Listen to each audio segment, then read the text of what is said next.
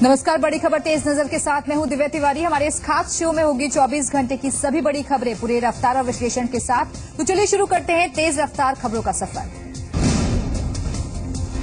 छुट्टी के बाद लोकसभा में बेहद सक्रिय दिख रहे राहुल गांधी ने इस बार नेट न्यूट्रलिटी को मुद्दा बनाकर मोदी सरकार पर बड़ा हमला किया है।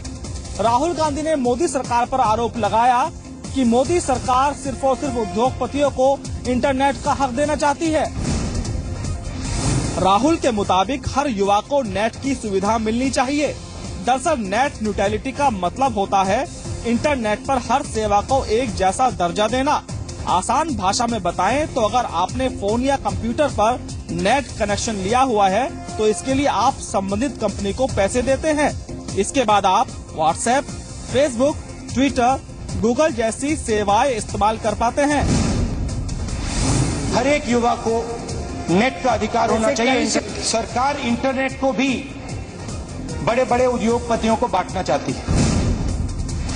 राहुल गांधी के बयान के बाद केंद्र सरकार ने भी पलटवार किया है।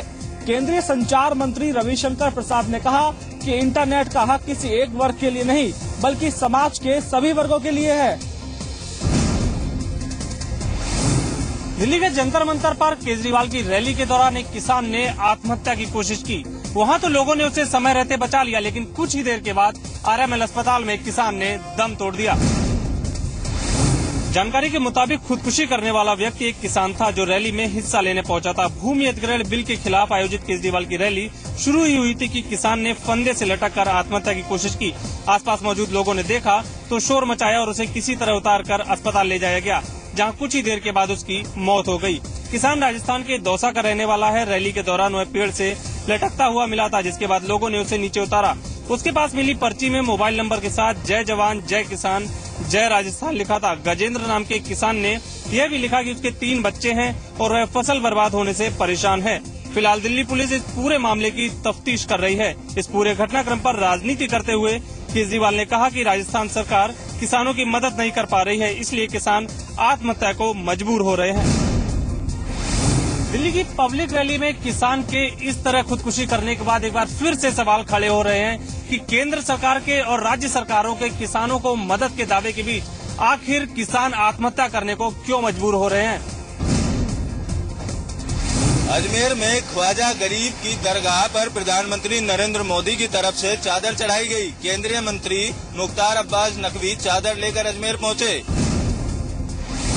चादर चढ़ाए जाने के बाद प्रधानमंत्री की तरफ से दिया गया संदेश भी पढ़कर सुनाया।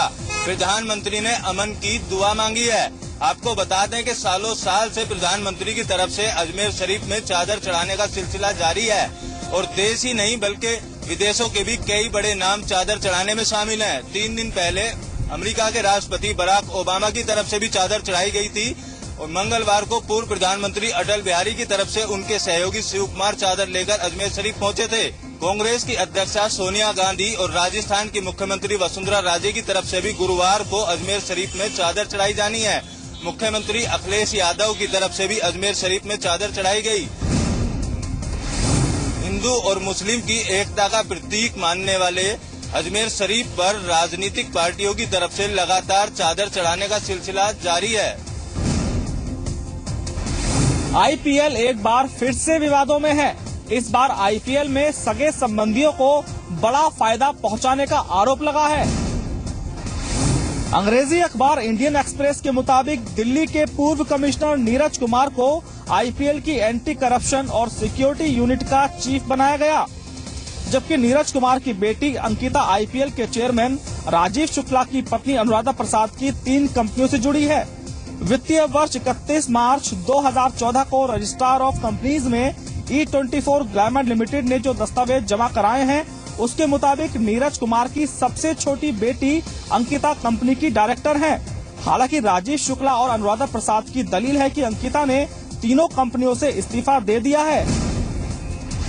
इस मामले में जब जी मीडिया ने राजीव शुक्ला से सवाल किया तो पहले तो वो जवाब देने से बचे, लेकिन बाद में उन्होंने कहा कि अंकिता किसी कंपनी में नहीं है। वहीं नीरज कुमार की प्रतिक्रिया लेने के लिए जब उनके घर पहुंचे तो उनके घर में किसी ने नहीं जाने दिया। यूपीपीसीएल में हुए पावर स्कैम के मामले में अब यूपीएसटीएफ ने अपनी जांच तेज कर दी है। यूपीएससी अपने मुख्यमंत्री अखिलेश यादव के निर्देश पर इस पूरे मामले की जांच का दायरा पूर्वांचल से पश्चिमी यूपी की तरफ शिफ्ट कर दिया है। पहले ही आजमगढ़ को लेकर के कई सारे संदिग्ध चेहरों की बात सामने आ रही थी। इस पूरे मामले में यूपीएससी अपनी जांच तेज कर दी है। आजमगढ़, जौनपुर और गोरखपुर में मिले हुए फेक अकाउंट्स की भी जांच तेज कर दी गई है। वहीं पश्चिमी उत्तर प्रदेश के बुलंदशहर में पहले से इधर बिजली बिल चोरी के मामले की भी तफ्तीश से जांच की जा रही है। सबसे महत्वपूर्ण बात यह है कि इस पूरे मामले में यूपीपीसीएल के अधिकारियों की भूमिका सामने आ रही है। इसको लेकर के यूपीएससी अपने दावा किया है कि जल्द इन अधिकारियों से भी पूछताछ की जाएगी जिनकी भूमिका संदिग्ध पाई जा रही है। दरअसल यूपीएससी अपने खुलासा किया था कि यूपीपीसीएल में किस तरीके से भ्रष्टाचार पनप रहा है, किस तरह प्राइवेट कंपनी जिसको ये काम सौंपा गया था उसके लोगों ने भ्रष्टाचार किया और बिजली बिल फर्जी तरीके से बनाए गए, फर्जी तरीके से आईडीज क्रिएट की गई और उन आईडीज की मदद से करोड़ों का घोटाला अंजाम दिया गया। उत्तराखंड कभी शांत पहाड़ी प्रदेश हुआ करता था, लेकिन अब यहाँ के नेताओं में भी दबंग संस्कृति दिखने लगी है। इसके चलते खुलेआम असलों का प्रदर्शन और फायरिंग आम बात हो गई है। ताजा मामला रुड़की से सामने आया है, जहां सत्ता के नशे में चूर कांग्रेस के कार्यकर्ताओं ने जमकर फायरिंग की। दरअसल रुड़की के कांग्रेस के नेता और हरिद्वार के कांग्रेस जिला अध्यक्ष चौधरी राजेंद्र सिंह को उत्तराखंड राज्य पिछड़ा वर्ग का चेयरमैन बनाया गया है। इसी खुशी में कांग्रेसी अपनी हद भूल गए और जमकर फायरिंग की। हैरानी की बात तो ये है कि इस दौरान पुलिस भी मूक दर्शक बनी रही। और मुख्य लक्ष्य अब इस उपचुनाव के बाद पंचायतों के चुनाव में 2017 है। मैं समझता हूँ जिस तरह कांग्रेस जनपद में मजबूती से उभर रही है तो 2017 में कांग्रेस दोबारा रिपीट होगी जनपद में। फायरिंग को लेकर भले ही कितने भी सख्त कानून बने हों, लेकिन हकीकत नहीं बदली है। इस मामले पर पुलिस अधिकारी भी चुप्पी साधे बैठे हैं। आखिर मामला जो सत्ता पक्ष का है। बनारस में किराए पर रह रहे लोगों का होगा registration. ADG law and order Mukul Goyal ने दी जानकारी। कहा, सुरक्षा के लिहाज से जरूरी है रजिस्ट्रेशन। वाराणसी में कानून एवं व्यवस्था का जायजा लेने पहुंचे एडीजी लॉ एंड ऑर्डर ने वाराणसी रेंज के सभी पुलिस सुपरिटेंडेंट और बनारस के सभी पुलिस अधिकारियों के साथ बैठक की। बैठक में वाराणसी की सुरक्षा प्रमुख मुद्दा बना रहा। एडीजी ने माना कि बनारस एक संवेदनशील शहर है और बड़ी संख्या में बाहरी लोग यहां आते रहते हैं, लिहाजा उनका रजिस्ट्रेशन सुरक्षा के लिहाज से अनिवार्य है। एडीजी ने कहा कि पूर्व में हुए आतंकी हमलों को देखते हुए यहां अतिरिक्त सतर्कता बरतनी होगी। विशेष तौर पे यहाँ पर बनारस और उसके आसपास बाहरी लोगों का आवागमन बहुत है और ये एक स्पष्ट तौर पे हिदायत दी गई है कि एसओ स्तर पे और जो बीच कांस्टेबल हैं उस स्तर पर जितने भी किराएदार हैं उनका 100% वेरिफिकेशन होना चाहिए। एडीजी लॉ एंड ऑर्डर ने माना कि संसाधन और जनसंख्या के अनुपात में पुलिस फोर्स की भारी कमी है। सरकार की लगातार राहत और मुआवजों की घोषणा के बाद भी किसानों की खुदकुशी का सिलसिला थमने का नाम नहीं ले रहा। ताजा मामला बरेली से सामने आया है। बरेली में फसल बर्बाद होने से परेशान एक किसान ने खुद को आग लगा ली, जिसके इलाज के दौरान जिला अस्पताल में उसकी मौत हो गई। वहीं पति को बचाने की कोशिश में लगी किसान की पत्नी भी बुरी तरह झुलस गई। उसकी मौत अस्पताल पहुंचने से पहले ही हो गई। काशीपुर गांव में रहने वाले हंसगिरी नाम के इस किसान ने फसल पर कर्ज ले रखा था और बेटी की शादी करना चाहता था, लेकिन 6 बीघे में सिर्फ 1.5 क्विंटल गेहूं होने से वो इतना परेशान हो गया कि खुद को आग लगा ली। किसान दंपत्ति की मौत के बाद उनके 4 बच्चे अनाथ हो गए हैं। पूरे गांव में मातम सा माहौल है। पुलिस ने शवों का पोस्टमार्टम कर उनके परिजनों को सौंप दिया है। उत्तर प्रदेश में बेमौसमी बरसात से पीड़ित किसानों के साथ मुआवजे के नाम पर मजाक का खेल जारी है। कानपुर मंडल में औसतन प्रत्येक किसान के हिस्से में 2700 रुपए की रकम मुआवजे के नाम पर आई है। कानपुर मंडल में अब तक 3,34,027 किसानों को 92 करोड़ 68 लाख रुपए की चेकें मुआवजे के रूप में वितरित की गई हैं। मुख्यमंत्री अखिलेश यादव के गृह जनपद इटावा को अपने भीतर समेटने वाले इस मंडल के किसान इस मुआवजे से पूरी तरह संतुष्ट नहीं हैं। जिन किसानों ने फसलों के नुकसान के आकलन के गलत होने की शिकायत की है, तो अब उनकी शिकायतों के निस्तारण के लिए समाधान शिविर लगाए जा रहे हैं। मंडलायुक्त ने आज एक प्रेस कॉन्फ्रेंस में उन मीडिया रिपोर्टों का साफ तौर पर खंडन किया जिसमें कि ओलावृष्टि के कारण किसानों की आत्महत्या की बात कही गई थी। प्रशासन ने साफ तौर पर कहा है कि अब तक जांच में किसानों के अलग अलग वजह से आत्महत्या करने की बात सामने आई है। ओलावृष्टि और खराब मौसम के चलते अपनी फसल गंवा चुके किसानों के लिए इलाहाबाद से एक अच्छी खबर आई है। इलाहाबाद के गंगा तट के आसपास हजारों एकड़ जमीन में इस समय किसान तरबूज की खेती कर रहे हैं। गंगा किनारे का हजारों एकड़ का इलाका इन दिनों हरियाली की चादर से ढका हुआ है। यहाँ तरह तरह की किस्मों के तरबूज इस समय खास तौर पर पैदा किए जा रहे हैं, जिनकी मांग इस समय गर्मी के कारण आसपास के राज्यों में बढ़ गई है। एक खास वैरायटी जिसका नाम माधुरी बताया जा रहा है, इसकी मांग सबसे ज्यादा बताई जा रही है, जिसके चलते यहाँ के तरबूज किसानों के मुरझाए हुए चेहरे एक बार फिर खिल गए हैं। जैसे जैसे गर्मी बढ़ेगी वैसे ही इन तरबूज किसानों का उत्पादन भी बढ़ना लाजमी है। जाहिर है ऐसे में इन किसानों का दर्द भी कुछ न कुछ जरूर कम होगा। मुरादाबाद में हाईटेक तरीके से ठगी करने वाले गैंग का पुलिस ने पर्दाफाश किया है। पुलिस कार्रवाई में 2 ठग पुलिस के हत्थे चढ़ गए हैं। साइबर ठगी करने वाले इन बदमाशों को पुलिस ने झारखंड से गिरफ्तार किया है। यह ऑपरेशन क्राइम ब्रांच ने अंजाम दिया है। गिरोह के लोग बैंक कर्मचारी बनकर लोगों को फोन कर एटीएम कार्ड नंबर और पिन हासिल कर लिया करते थे। मुरादाबाद में लोगों के पास कई ऐसे फोन आ रहे थे। गिरोह में शामिल लड़कियां बातों में उलझाकर लोगों से उनका एटीएम नंबर और पिन हासिल करती थीं। मामले की जांच में जुटी मुरादाबाद क्राइम ब्रांच की टीम ने गिरोह के सदस्यों को गिरफ्तार कर लिया।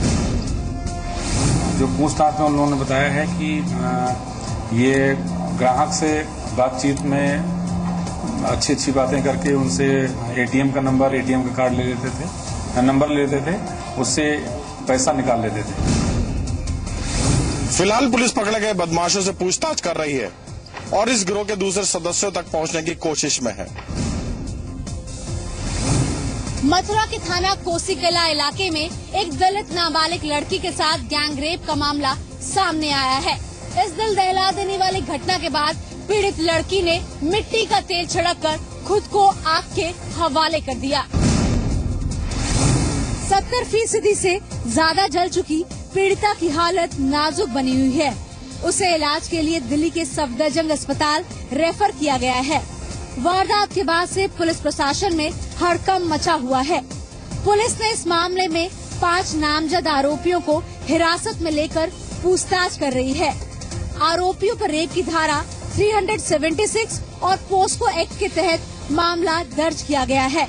साथ ही आरोपियों पर रासुका भी लगाया जा सकता है।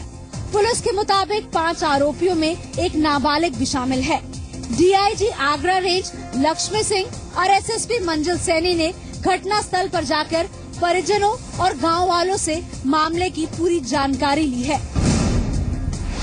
बताया जा रहा है गैंग रेप की ये घटना बीते रविवार की है। बदनामी के डर से पीड़ित लड़की के परिजनों ने इस घटना को छुपाने की कोशिश की। इस शर्मनाक घटना से परेशान होकर पीड़िता ने खुद को आग के हवाले कर दिया, जिसके बाद इस मामले का खुलासा हुआ। अम्बेडकर नगर में एक महिला के साथ रेप का मामला सामने आया है।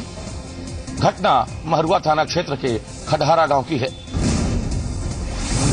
दरअसल खडहरा गांव में रहने वाली महिला के साथ संदीप नाम के एक शख्स पर रेप का आरोप लगा है। आरोप है कि संदीप ने रेप का विरोध करने पर महिला को डंडे से पीटकर घायल कर दिया और उसे बचाने आई दूसरी महिला के भी हाथ पैर तोड़ दिए, जिसके बाद दोनों महिलाओं को गंभीर हालत में अस्पताल में भर्ती कराया गया। आरोप है कि शुरुआत में घटना की जानकारी मिलने के बाद पुलिस मामले की लीपापोती में जुटी रही, लेकिन बाद में जब मामले ने तूल पकड़ा तो केस दर्ज किया गया। 20 तारीख की रात का मामला था, जिसमें महिला के लड़के के द्वारा एक लिखित तहरीर दी गई है और उस पर मुकदमा पंजीकृत करके मेडिकल के लिए भेजा गया है। मामले को लेकर अपर पुलिस अधीक्षक का कहना है कि जांच में जो तथ्य सामने आएंगे उसके मुताबिक कार्रवाई की जाएगी। रोडवेज की बदहाली संबंधी खबर जी संगम पर दिखाए जाने के बाद इसका बड़ा असर देखने को मिला है। आरएम ने सभी गाड़ियों के टेक्निकल मुआयने के आदेश दे दिए हैं। आज एक बार फिर जी संगम सबके भरोसे पर खरा साबित हुआ। उसकी खबर का बड़ा असर उस वक्त देखने को मिला जब रोडवेज की बदहाली की खबर पर आरएम ने सभी गाड़ियों के टेक्निकल मुआयने के आदेश दे दिए। दरअसल जी संगम ने इस खबर को प्रमुखता से दिखाया था कि आखिर किस तरह कानपुर की रोडवेज की बसों में लगे अग्निशमन यंत्र एक्सपायर हो चुके हैं और उन्हें कई सालों से रिफिल ही नहीं किया गया। इतना ही नहीं, गाड़ियों की हालत इतनी कंडम है और उसमें लगी वायरिंग इतनी खस्ताहाल कि इससे कभी भी कोई बड़ा हादसा हो सकता है। ये भी दिखाया था कि आखिर किस तरह गाड़ियों में सफर करने वाले यात्री और चालक परिचालक सभी अपनी जान जोखिम में डालकर यात्रा करने को मजबूर हैं। खबर दिखाए जाने के बाद रोडवेज महकमा हरकत में आया और आरएम नीरज सक्सेना ने जहां सभी गाड़ियों के टेक्निकल मुआयने के आदेश दे दिए, वहीं अग्निशमन यंत्रों को दुरुस्त करने और बुकिंग में माल को स्कैन करने के लिए स्कैनर लगाए जाने के निर्देश जारी किए हैं। अमेठी बस हादसे मामले में उत्तर प्रदेश सरकार ने कार्रवाई करते हुए 3 लोगों को निलंबित कर दिया गया है। इसमें 2 को निलंबित किया गया है और एक के खिलाफ बर्खास्तगी की कार्रवाई की गई है। दरअसल अमेठी बस हादसे में बस कंडक्टर के अलावा 3 अन्य लोगों को भी सस्पेंड कर दिया गया है। यहाँ रोडवेज की चलती बस में आग लगने से 8 लोगों की मौत हो गई थी। आपको बता दें कि अमेठी में चलती बस में अचानक कल आग लग गई थी। इस हादसे में 8 लोगों की मौत हो गई, जबकि कई झुलस गए। इसके बाद सरकार ने मुआवजे का भी ऐलान किया, लेकिन इतनी बड़ी घटना के बाद भी अब भी यूपी रोडवेज की बसों में हादसों को रोकने का कोई इंतजाम नहीं दिखाई पड़ रहा। सुबह में खतरनाक तरीके से बसों में सामान ढुलाई का काम चल रहा है। जी संगम के रियलिटी चेक में भी ये बात सामने आई है कि एक और जहां यात्री खटारा बसों में चलने को मजबूर हैं, वहीं अवैध ढुलाई पर भी लगाम नहीं लगाया जा पाया है। दरअसल अमेठी में हुए हादसे के बाद भी उत्तर प्रदेश सरकार ने कोई सबक नहीं लिया और इसीलिए ओवर रोडिंग को रोकने के लिए कोई कार्रवाई नहीं की गई है।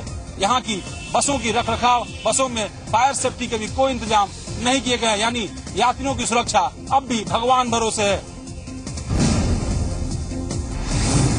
मेरठ में मानदेय बढ़ाने को लेकर चल रही संविदा सफाई कर्मियों की हड़ताल से पूरा शहर जहां कूड़े के ढेर में तब्दील हो चुका है, वहीं अब इस मामले में हस्तक्षेप करते हुए जनहित याचिका पर उच्च न्यायालय इलाहाबाद ने 48 घंटों में शहर की सफाई व्यवस्था दुरुस्त करने के आदेश दिए हैं। कूड़े के ढेर में तब्दील हो चुकी मेरठ की सड़कों से यहाँ के वासी बीते 7 दिनों से नारकीय जीवन जीने को मजबूर हैं। इस पूरे मामले में सरकारी मशीनरी फेल हो गई, कोई भी इस मसले का हल नहीं निकाल पाया, लेकिन जनता की आवाज का एक बार फिर असर होता नजर आया। मेरठ के एक आरटीआई कार्यकर्ता लोकेश खुराना ने शहर के बद से बदतर होते हालातों पर एक जनहित याचिका कोर्ट में दायर की, जिस पर माननीय उच्च न्यायालय ने बकायदा मेरठ प्रशासन को 48 घंटों में सफाई व्यवस्था दुरुस्त करने के निर्देश दिए हैं। अब हाईकोर्ट के आदेश के बाद हरकत में आए अधिकारियों का दावा है कि वो जल्द ही सफाई व्यवस्था को दुरुस्त कर लेंगे। वहीं हाईकोर्ट के आदेश पर संविदा सफाई कर्मचारियों का कहना है कि वो अदालत के आदेश का सम्मान करते हैं। बहरहाल हाईकोर्ट के आदेश के बाद मेरठ शहर को गंदगी और कूड़े के ढेरों से मुक्ति मिलने की उम्मीद तो जग गई है, लेकिन जिस तरह सफाई कर्मियों ने आंदोलन खत्म करने पर धर्म परिवर्तन करने की चेतावनी दी है, उससे अधिकारियों के हाथ पैर एक बार फिर फूल गए हैं।